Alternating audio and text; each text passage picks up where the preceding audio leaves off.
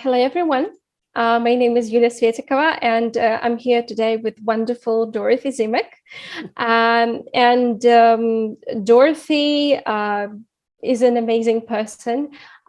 She's a teacher trainer, a publisher, editor, an experienced material writer. And I'm really happy to ask her some questions today. So, Dorothy, you can say hello to our audience. Hi. Thank you for having me and giving me a chance to talk. It is for me morning in the United States. So if you see me drinking out of a cup, that's me having my morning coffee, which I do every morning. So yeah, that was pretty tricky counting, the time zone difference because you're switching to yes, we switched to daylight saving time last night, 2 nights ago, which is 1 week after the rest of the world. Those countries that change. There's some talk that this might be the United States' last year of daylight saving time, and we might not do it anymore, but nobody knows. So anyway, that was tricky. Like sometimes time zones that can be frustrating. So I wanted to ask you a question that is kind of tricky for me. I'm a fan of a TV show that's called Doctor Who, and one of the characters there said that lies is plural and truth is singular. So that's why that character asked another character to say something using just one word. So if we're applying this principle here, and I'm going to ask you, like, if you were to tell us about yourself using just one word, which one would it be? It's an interesting concept, isn't it? That lies are countable and truth is non-count.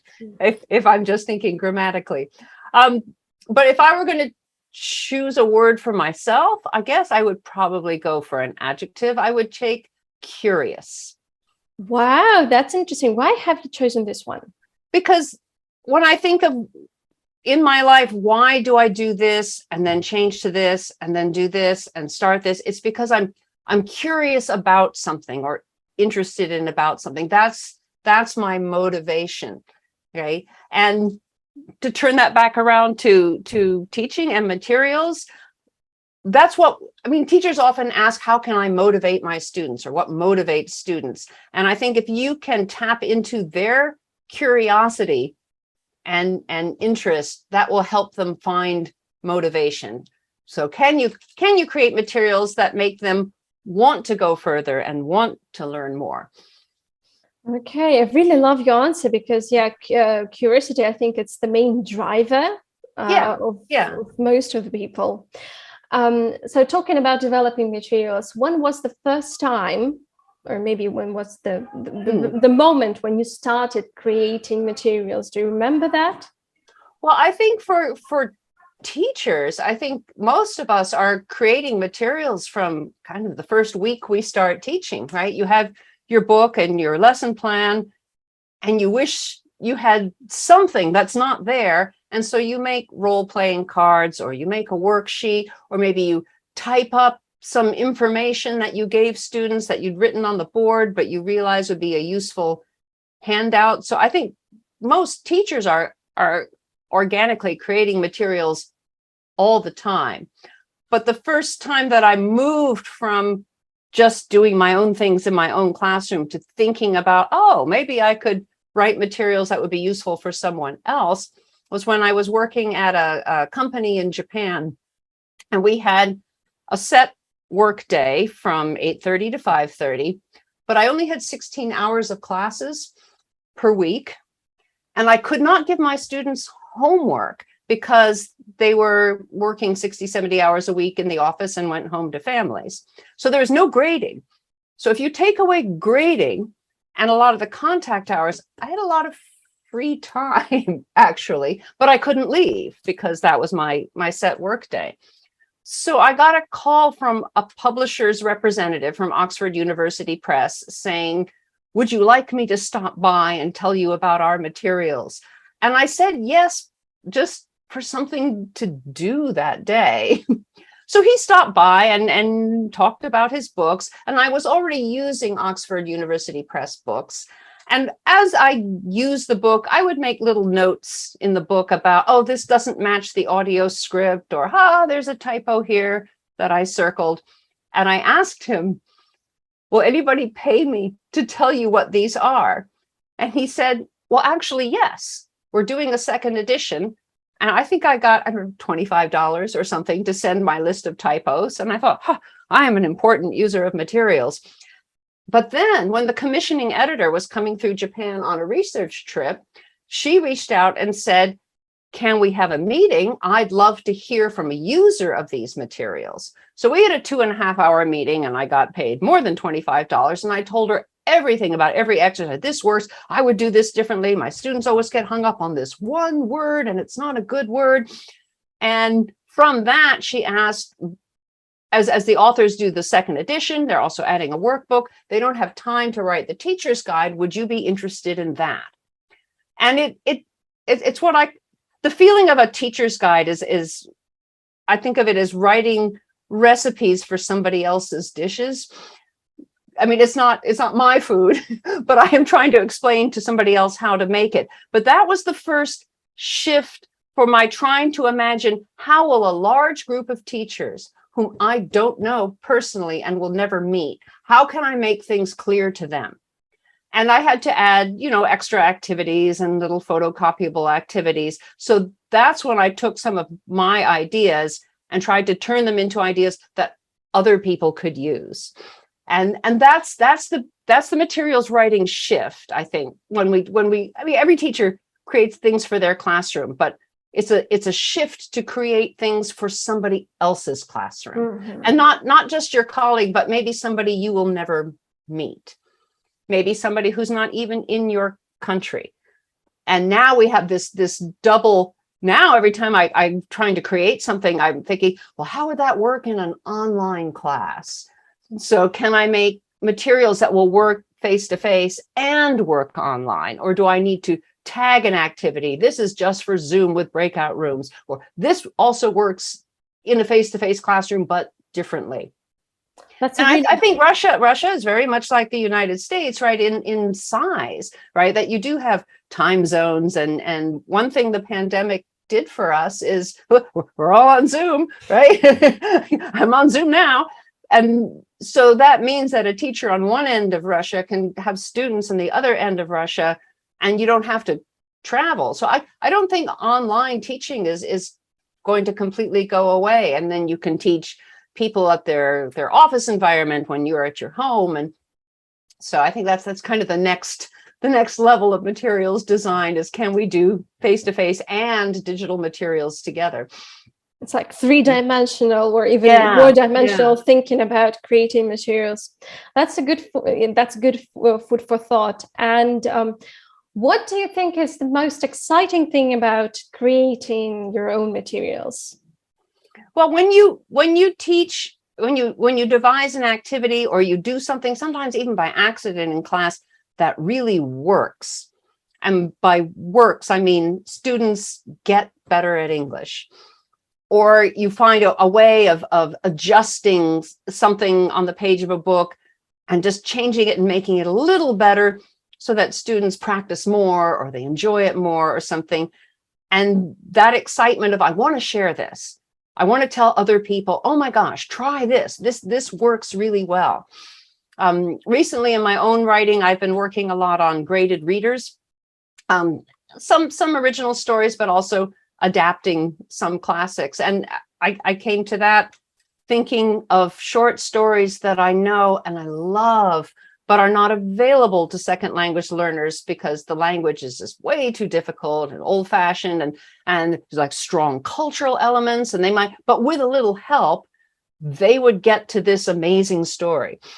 And so the exciting thing about creating materials is you get to share these things, and you can help teachers if you're designing materials that make teachers' lives easier. If you're working directly with students, you can make their lives easier. And that's very gratifying. Yeah. So exciting things. They're always fun. It's like every time we do something, we crave for these things. Like whoa! But also there are some things that are boring, or that frustrate us. So what are the same things about creating materials? So there are, I don't have a perfect example right to mind, but there are sometimes games or activities that have worked for me, like in one specific context or with one kind of student or one kind of class. And I try to make that generalizable, and I just can't, that it's too complicated, or it just doesn't work. And I work really hard on an activity and an editor looks at it and goes, oh, but what if, and they bring up some common scenario, and I think, oh, well, then it wouldn't work. And the easiest materials to create are ones that you have tried out in some version in a classroom. But occasionally I imagine an activity and I think, oh, well, I bet this would work if we did that. And I write the whole thing up, and then sometimes, and it's often another teacher or students try it out, or an editor who says, that doesn't work because, this group finishes 5 minutes before that group, and that group hasn't gotten started. The whole activity fails because now they can't work together. And there's some reason that the activity just doesn't work. So that's frustrating because I feel like, oh, somewhere in there's a good idea, but I just can't translate it into something practical. And the other thing that I find frustrating is information that changes, right? You write about some person and then they do something else, or the information becomes out of date.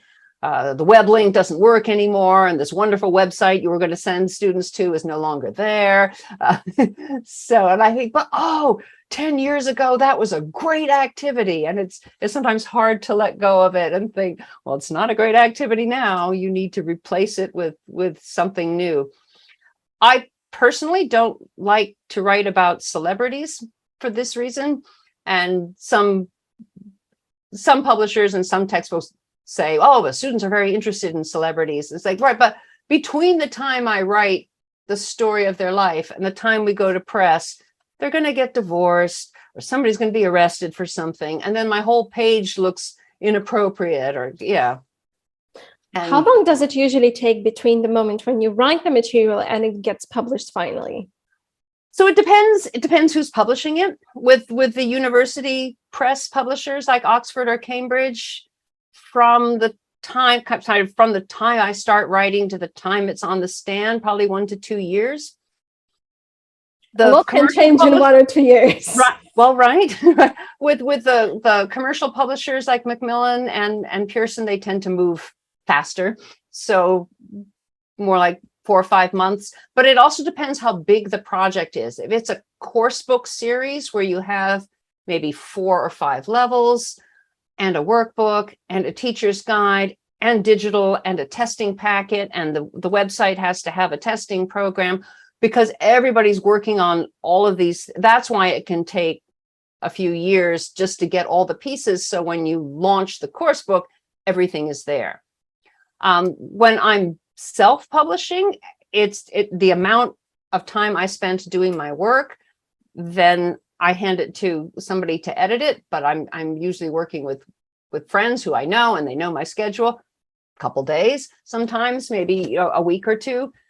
And then I just wait for a cover and I upload it to places that publish materials, and that takes a day or 2. So probably the fastest I've done books. I was working with a friend of mine at the University of California, Berkeley, on Berkeley runs this large writing MOOC, one of those massive online courses.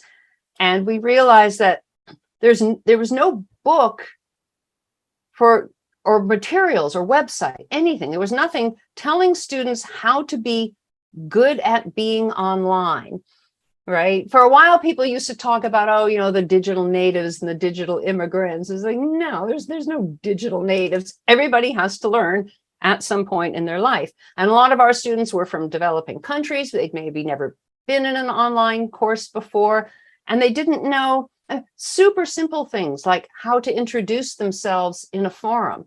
They would write, "Hi," and nobody would click on that. But if they wrote, "Hello from sunny Istanbul," somebody would click on that. So they just needed to know, how do you handle yourself in an online situation of maybe 30,000 students?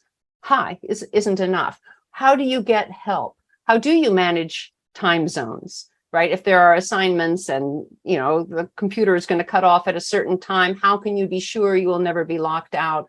What do you do about technical difficulties? Maybe you're in a country where the electricity isn't stable.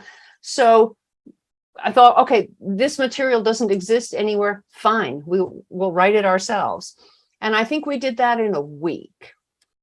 So my friend and I had a day where we spent a couple hours brainstorming all the material we want. We divided up the chapters. You write those, I'll write these. We wrote our chapters. We exchanged our chapters. We got a cover, but the course was ongoing. So we wanted to get the material to students immediately. And I thought, oh my goodness, if we had gone through a traditional publisher, the book would have come out a year later for a new class, but it wouldn't have helped these students now. So, I mean, it was a week of very intense work where we weren't sleeping at night, but we did get a book out in a week.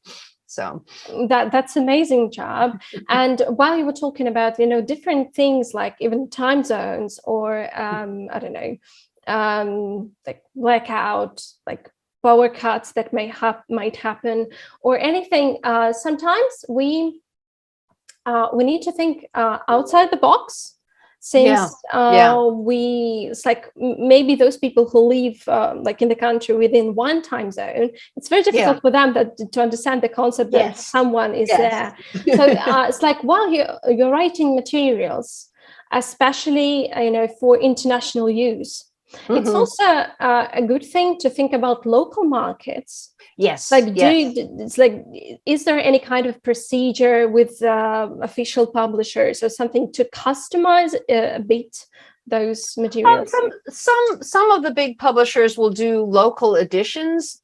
Mostly, if they do local editions, it's for the Middle East market, which is just a lot more strict with not including references to music or film or showing women in sleeveless shirts.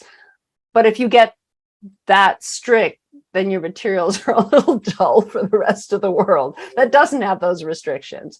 But I could imagine if you were a teacher in Moscow, maybe you would want two different versions of an activity for high school students and for university students, right? Because the questions you ask or the role plays that you create might be different for people who live with their parents and people who live independently.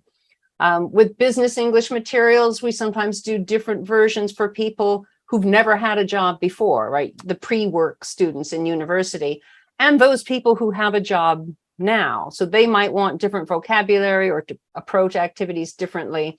So you can, of course, write two different books. But and one thing I want to say in my course to materials writers is a good activity. I mean, good for students, but also good for you as a writer and somebody who has only 24 hours in a day, is to write materials that can be adapted for different contexts. Can you come up with a good activity and change it slightly? So this is okay for 15-year-olds. This is interesting for 25-year-olds. It's the same activity, but maybe you changed some example sentences or you changed the context. That sounds like a lot of work that you have to put in when you're working with materials and when you're creating anything from scratch. Yeah. So again, the question that I did not mention previously, it's like each author, but if we're talking about literature, they have their own lab, their artistic lab. So when it comes to creating materials, I guess like each author has their own lab. So what does your lab look like? It's like, what are the sources of your inspiration? What techniques? Well, I think once you sort of turn on your materials writer's mind, then everything you come into contact with becomes sort of a source of inspiration. I tend to write a lot of materials for university students and adults. And I live within a 10-minute walk of a university. So when I was writing my TOEFL book, where we're supposed to have authentic sounding conversations between students, there's also a type of reading that's like messages on a message board. And I mean, I went to university, but quite some years ago. I have no idea if what I remember when I was 20 on a bulletin board is what's on a bulletin board now. So I walked down to the university and I sat in the cafeteria, slowly having coffee and a pastry, listening to students. What are they talking about? What are topics of conversation? And I went to a bunch of different bulletin boards and took pictures with my phone. Like, here's the typical message. But a lot of things that used to be physical pieces of writing when I was a student, people selling their books or selling their furniture because they're moving apartments and they're going home for the summer. A lot of that is online now. So what's on the bulletin board are advertisements from companies selling services to students. This will help you study for your law school exams. Do you need a way to relax? And so there's more service announcements geared towards students. So, okay, if I'm going to write materials that are relevant, then they have to reflect that reality. But any conversation I have, as I read articles on the web, I'll think, oh, that's interesting. That would be a great reading passage. And I save the article and I put it in a folder. I have a physical drawer down here where I stick newspaper articles that I think are interesting. How many articles are there, approximately? Oh, a lot. and some of them I might never use, right? But that's what I mean about being curious. If everything is interesting, every conversation that you overhear someone having, every time you go to a restaurant and have a meal and you have an interaction with a server, all of those are interesting, right? And that's what people need language for. So that's what I want to bring into my materials, so that the language students are learning feels useful to them. I really like the concept that you're using, like anything, that inspiration is all around you, and you can take any piece of information and turn it into some kind of idea to use. Yeah. So don't say anything to me in Russian, because it won't work. But I did spend a little bit of time at one point thinking, oh, maybe I'd like to learn some Russian. And I have the Duolingo app, which I had used for Spanish, and it worked really well for Spanish. So I thought, oh, I'll just change my language to Russian. And it didn't work at all, because they wanted to first start with the Russian alphabet. But in order to teach the characters slowly, all of the sentences and words they were teaching me were kind of stupid. And so I'm feeling like I'm using my brain power to learn a noun that I will never use if I ever go to Russia or speak to a Russian person. And I found that so frustrating, but I couldn't skip ahead because everything then becomes in Cyrillic. So if you don't learn the alphabet, you can't use the rest of the app. Then instead, I was just, browsing along online, and I found an app that said, learn to read Russian in 3 hours. And the language teacher part of me was going, that's not possible. You can't learn anything in 3 hours. So I was curious. So I downloaded it. And what that person did, all of the characters came from street signs and from buildings. So like, here's the name of the something something hotel. And you didn't have to necessarily read all the characters, because you were learning them one or two at a time. And he would just say, well, these characters mean this, but can you read this first letter, right? Or here's the first letter. So which one of these hotels starts with a D sound? And it all felt very useful, because if you go to Russia as a foreigner, you might want to be able to recognize the name of the restaurant that you're looking for, or the name of the hotel. Or at least the initial letter of it. Right. And I thought that was a very realistic scenario too, that sometimes when you're learning a new alphabet, you only need a few letters to recognize the word you're looking for. Like, you're in an airport, where is the gate for, the airplane going to Vladivostok? I don't have to read all of the letters in Vladivostok. I just need a few key ones and I'll get it. So even very simple materials for beginners can still be realistic. And from a learner perspective, that felt so much more useful to me. Okay, so you have to become materials creator, you need to be curious. Source of imagination is everywhere. You need to be realistic with your materials. So try to stick to some easier things that you can find anywhere. Okay, so like I started collecting some tips for those people who are starting to create material. So what kind of advice would you give to a novice teacher, or maybe to a teacher who decided to create or adapt materials?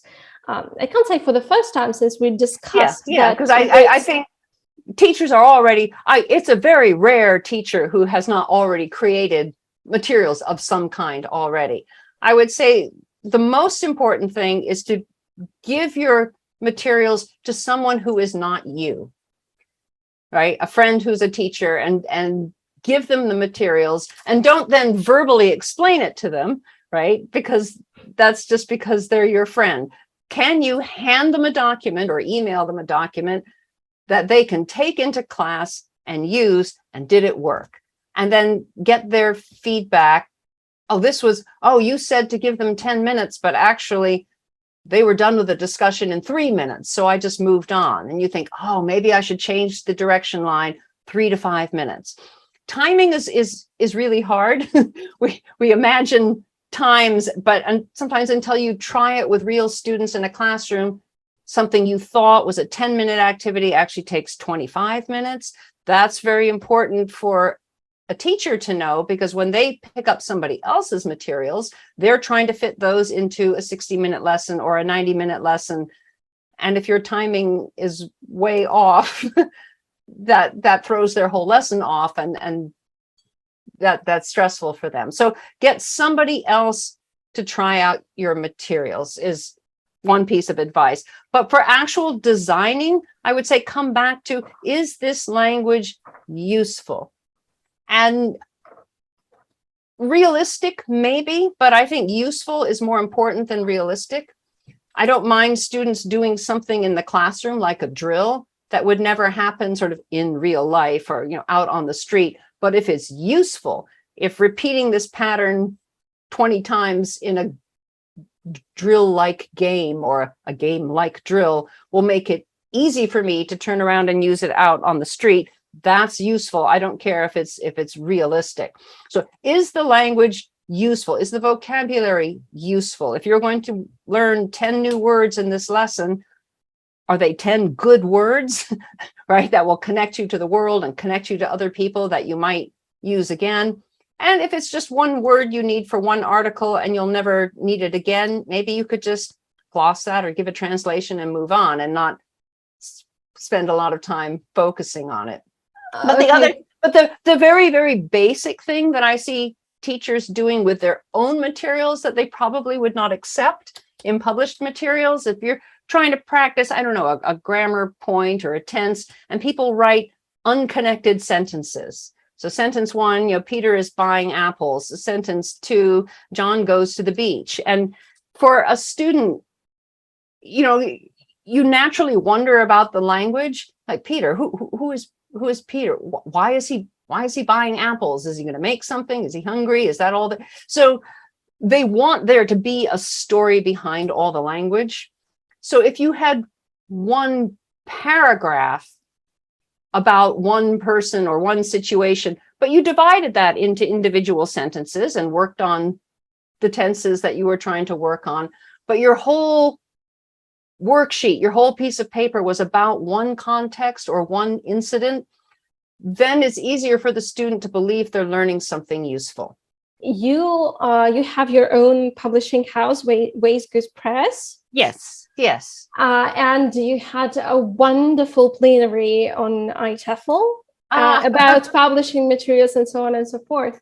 So if since all teachers at some point of time, we start creating our own materials, and maybe we start thinking about like publishing them and making them available to larger number of yeah. teachers. So what would you suggest to those who want to start? Whether they should go to a publishing house or they Well, should. I think whether you go to a publishing house or do it yourself also depends on the materials themselves and the scope. I mean, I do have my own little publishing company now. I publish anything that I want to, but there are kinds of projects I can't do because I don't have access to a recording studio with 6 different accents, or I can't get video made. I don't have any way to physically bundle MP3 files and connect them with my book. I don't have $3 million to build an LMS system. So if I'm working on a course book, that has 6 levels and different authors and all these pieces and whatnot, I would absolutely go to a publisher. If I'm doing a graded reader, which publishers also do, I would actually prefer to self-publish that because I have my own ideas about teaching reading that I want the control, right? I decided with a reader, I don't want any vocabulary words glossed in the middle of the text, and I don't want any exercises to interrupt the story. And if a teacher wants exercises to interrupt the story, that's fine. Then they shouldn't buy my book. They should buy somebody else's book. I mean, there are many ways to teach and learn. It doesn't have to be just my way. But I want some guidance into the story and then to read the story alone, and then we'll have some processing after it. So if that's how I believe reading should work, then I will self-publish that. And a reader is it's just text and some images. So I can easily buy from stock photo sites a high quality, legal to use image and put it in my book. And then the material and the thinking is all mine. And I add a cover and we're done for a paperback or an ebook. So that kind of sort of easy to create piece that and I would say they're shorter projects that just not as many pieces and elements as big textbook series. When I did my TOEFL book, oh my goodness, I mean the audio recording requirements of that way beyond me. I do not have the resources to hire that many voice actors to do the audio. I can't make a digital book on a platform that will work in all countries. So I'm happy to give that kind of project to a publisher. And the kinds of things that I'm self-publishing are also things that traditional publishers really aren't that interested in. They're more interested in large course book series because that's what makes them the most money. Oxford University Press actually just dropped their line of professional books for teachers that were widely respected. So Waste Goose Press is thinking of perhaps reaching out to those series editors and saying, I'd publish your books. That would be wonderful. That would be wonderful. Right?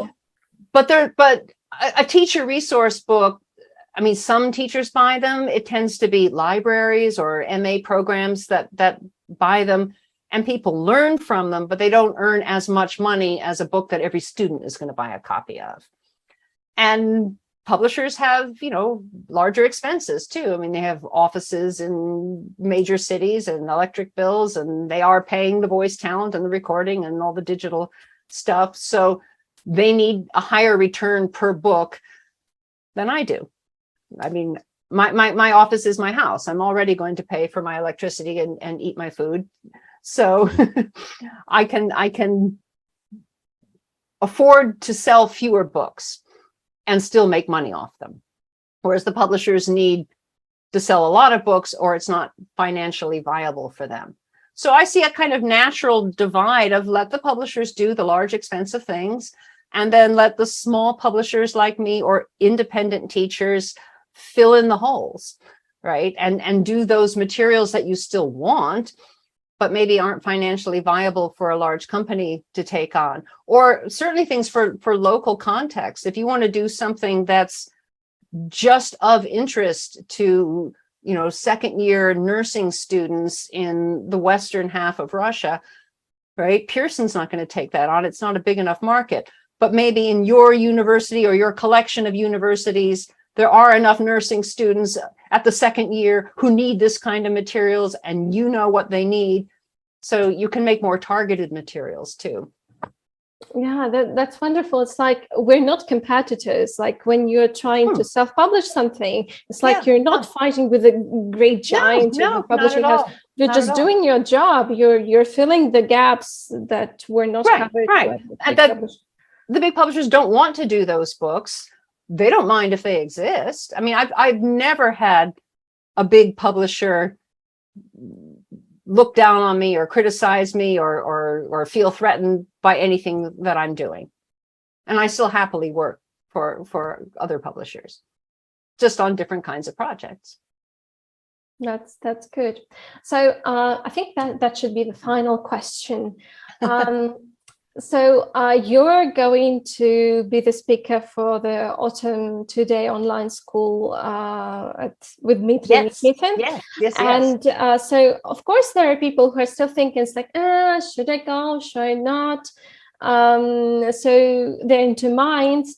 Maybe you can give them like a sneak peek of what we're going to do there, so they can. I would say the one thing to think about is for materials creation, because like we already talked about, every teacher is creating materials, and you may decide to publish them and you may not decide to publish them, but the materials that you create and use in your class, you still want those to be good. And the principles that we're going to be talking about will cover materials that you create, whether you publish them or not. So it will make you a better creator of resources for your own classroom and possibly for other people's classrooms. And we'll also come into that by looking at published materials and talking about, where are they strong, where are they weak? And if they are weak, what can you do about that? So I think it's also useful for anybody who uses published materials, but would like to make them a little better. Where do you change a direction line, and how can you extend an activity, or what can you do with an exercise that almost works? So we'll be looking at that kind of question as well. So I think if anybody either uses materials or ever makes their own materials, hopefully they'll get some really practical advice of what they can do in their classrooms. And I mean, all of my workshops, I hope, are super practical. I mean, it's not a lot of, history of materials development in the world. It's like, what can you do that will be of use to you and use for your students? Thank you very much, Dorothy. I think everyone after this, they must join us, because it's going to be amazing. Thank you very much for this delightful talk. You have a whole day to live.